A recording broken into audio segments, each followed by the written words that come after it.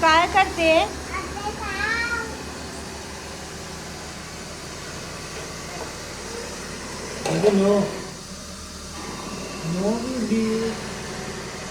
आपू इकडं बघ.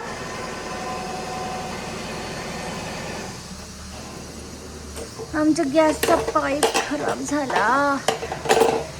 त्या साईडनं झाला वाटतं.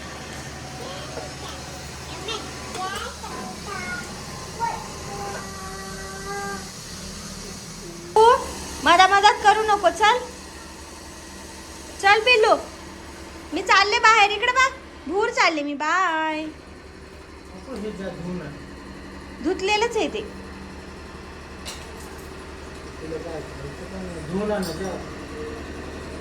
धुवून आण जा. वॉश कर त्याला. ओके.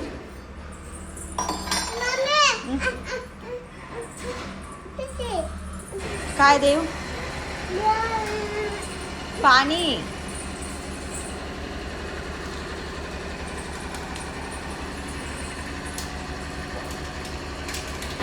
आमची नळी ना पाईप, गॅस पाईप असा तुटला होता इथं. इथून अशी हवा जाऊ लागली. कशाने खराब निघली ही? कसं काय तर असं. माझं लक्षच नव्हतं त्या दिवशी, म्हणून लक्ष गेलं. वास खूप येऊ लागला. म्हटलं कुठून यायला कुठून यायला. तर असं इथून येऊ लागला तो वास.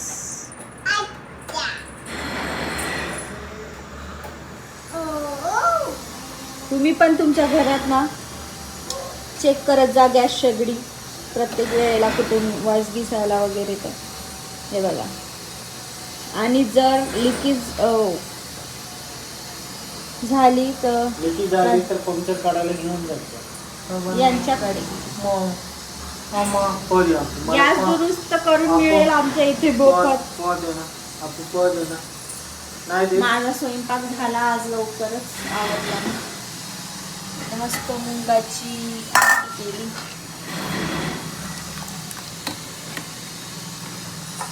आणि चपात्या केल्या.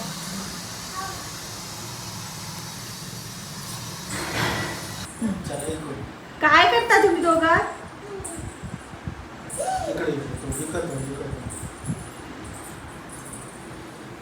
हात वरी, हात खाली, हात खाली, हात खाली. जुजू. अच्छा.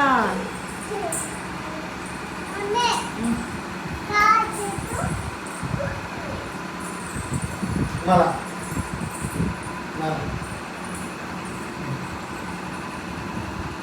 उचल उचल ना. चला बस आता झोपू आपण. मी ना सगळं साफ केलं. इथं इतकं घाण झालं होतं. मस्त लावून ठेवलं. आता हे परत घाण करणार.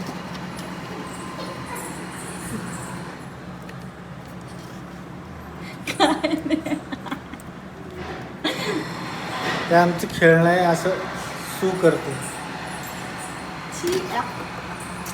इथं जसं सामान ठेवलेलं आहे तसंच ठेवायचं. विचकी मला पटत नाही. तर मी हे सगळं आज मस्त साफ केलं. आणि आतला पण पसारा आवरला. थोडासा विचकवाचक झाला होता, म्हणजे आवरून ठेवूया. तो आवरला. आणि ही कॅन्डल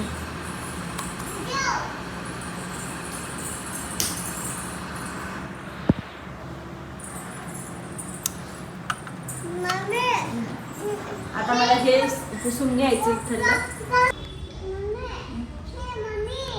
मी सुई देणार आहे तुला.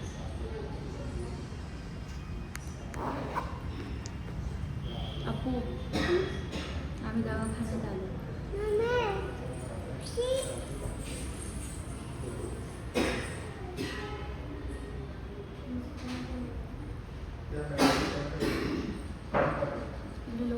जवळच मेडिकल. मला मी प्रेग्नेंट असताना इकडं घरा, मी प्रेग्नेंट होती ना, तर तेव्हाच आठवण आली. तेव्हा मला एवढंच पाणी प्यायला लागायचं सोनोग्राफीच्या वेळेस. आज पुन्हा. काय करते बेबी? नको ना, शूज साफ करू नको, तू नको करू, मी ऑलरेडी केला तो, साफ केलेला आहे तो.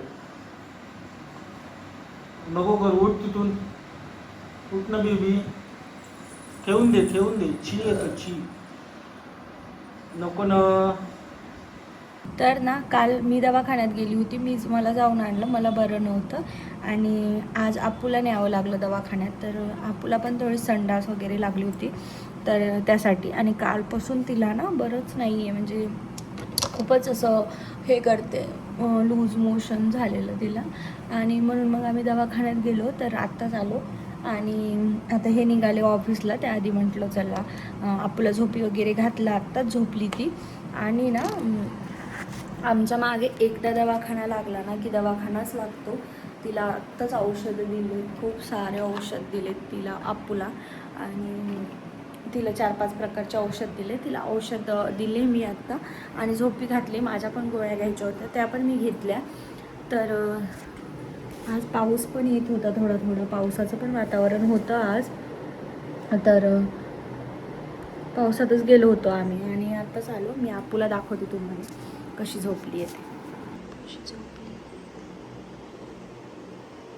आणि ना यांना पण दवाखान्यात जायचं होतं, पण ते बोलले की आज राहू दे, कारण की त्यांचं पण दुखते कंबर, तर त्यांना पण जायचं होतं. आम्हाला एक जण बिमार पडलो ना की आम्ही सगळेच जण बिमार पडतो, अशा टाईपमध्ये आहे. आणि मला चष्मा, तर आता मी पण मेडिकल व्यवस्थित घेणार आणि लवकरातलं लवकर बरं होऊन तुमच्यासोबत ब्लॉग मी परत लवकर आमची तब्येत जर बरी झाली ना तर नक्कीच पटपट ब्लॉग येतील आणि लवकर ब्लॉग काढण्याचा मी परत प्रयत्न करेल. आता मला नाही माहिती मी ब्लॉग काढू शकेल का नाही, कारण की परत माझ्या मागे काम लागलेत, भरपूर असे काम आहेत.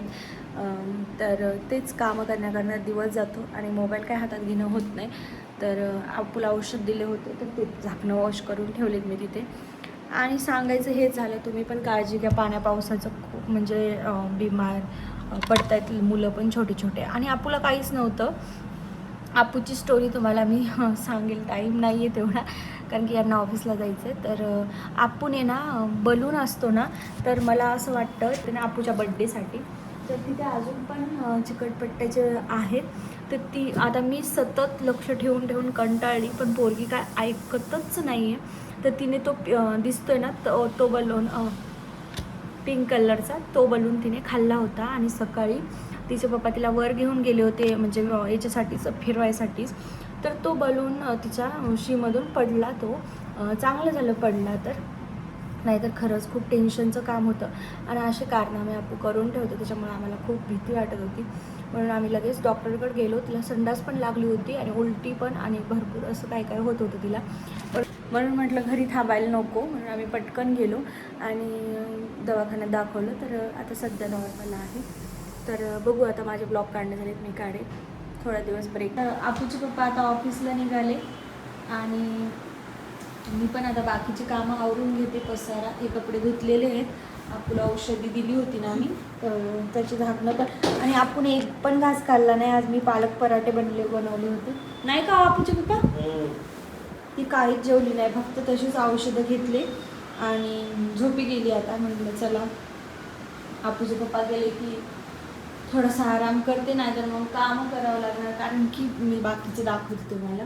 सगळा पसारा पडतो. अप्पू बिमार पडली ना की आमचं असं असतं. आता भांडी पण घासायची राहिले, एवढे भांडी लावायची राहिलेत. आणि मी पालक पराठे काय आज दाखवले नाही तुम्हाला, तर असे मस्त छान पालक पराठे बनवले होते मी. अप्पूचे पप्पा तुम्ही परत घेतलंच नाही का? आणि अप्पूसाठी ना उकळलेलं पाणी करून ठेवलं मी, म्हटलं नकोच रिस्क तिच्यासाठी. आता आम्ही पडलो की एकदाच बिमार पडतो सगळे. अप्पूचे पप्पा पण बिमारच आहेत, पण तरी त्यांना जावं लागणार कामासाठी. तर ब्लॉग आवडला असेल तर लाईक करा, चॅनलला सबस्क्राईब करा आणि भेटूया नवीन ब्लॉगमध्ये. तोपर्यंत बाय.